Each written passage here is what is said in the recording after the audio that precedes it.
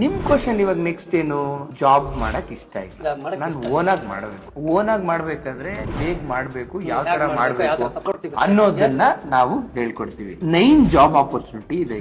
Example ಇಲ್ಲಿ ನೀವು show ಮಾಡ್ತೀನಿ ನಾನು, ಜೂನಿಯರ್ ಪರ್ಸನಲ್ ಈವೆಂಟ್ ಮ್ಯಾನೇಜರ್, ಮತ್ತೆ ಜಾಬ್ ಪ್ಲೇಸ್ಮೆಂಟ್, ಮತ್ತೆ ಸೀನಿಯರ್ ಪರ್ಸನಲ್ ಈವೆಂಟ್ ಮ್ಯಾನೇಜರ್, ಮತ್ತೆ ಫ್ರೀಲಾನ್ಸಿಂಗ್ ವರ್ಕ್. ಫಾರ್ ಎಕ್ಸಾಂಪಲ್ ಅವರು ಒಂದ್ ವಾರ ಇಲ್ಲಿ ಕೆಲಸ ಮಾಡಿ ನೆಕ್ಸ್ಟ್ 3 ವೀಕ್ ಬೇರೆ ಕೆಲಸನೂ ಮಾಡ್ಕೋಬಹುದು. ಜಾಬ್ ಪ್ಲೇಸ್ಮೆಂಟ್ ಅಂದ್ರೆ ಅವ್ರು ಬೇರೆ ಕಡೆ ನಾನು ಇವಾಗ ಎಕ್ಸ್ಪ್ಲೈನ್ ಮಾಡ್ದಂಗೆ. ಇದು ಜೂನಿಯರ್ ಮತ್ತೆ ಸೀನಿಯರ್ ನಾವು ನಿಮ್ಗೆ ಎಕ್ಸ್ಪ್ಲೈನ್ ಮಾಡ್ತಾ ಹೋಗ್ತೀನಿ ಅದನ್ನು ಕೂಡ. ನೆಕ್ಸ್ಟ್ ಇಲ್ಲಿ ಜೂನಿಯರ್ ಪರ್ಸನಲ್ ಮಾರ್ಕೆಟಿಂಗ್ ಮ್ಯಾನೇಜರ್ ಆಗ್ಬೋದು. ಸೊ ಇಲ್ಲಿ ವರ್ಕ್ ವಿತ್ ಅಸ್ ಅಂದ್ರೆ, ವರ್ಕ್ ವಿತ್ ಅಸ್ ಅಂದ್ರೆ ಅವರು ನಮ್ ಜೊತೆನೂ ವರ್ಕ್ ಮಾಡ್ಬೋದು, ನಮ್ ಕಂಪನಿಲೂ ಹೇಗೆ ಮಾಡ್ಬೋದು, ಅವರು ಕ್ವಿಕ್ ಲರ್ನಿಂಗ್ ನಾವ್ ಏನ್ ಹೇಳ್ತೀವಿ ಹೇಗ್ ಮಾಡ್ತಾರೋ ಅದ್ ನೋಡ್ಕೊಂಡು ನಾವು ಅಪಾಯಿಂಟ್ ಮಾಡ್ಕೊಂತೀವಿ. ಸೊ ಅದಾದ್ಮೇಲೆ next senior personal marketing manager, ಅದು ಕೂಡ ಅವ್ರು ಮಾಡ್ಬೋದು, ಅದನ್ನು ಕೂಡ ಎಕ್ಸ್ಪ್ಲೇನ್.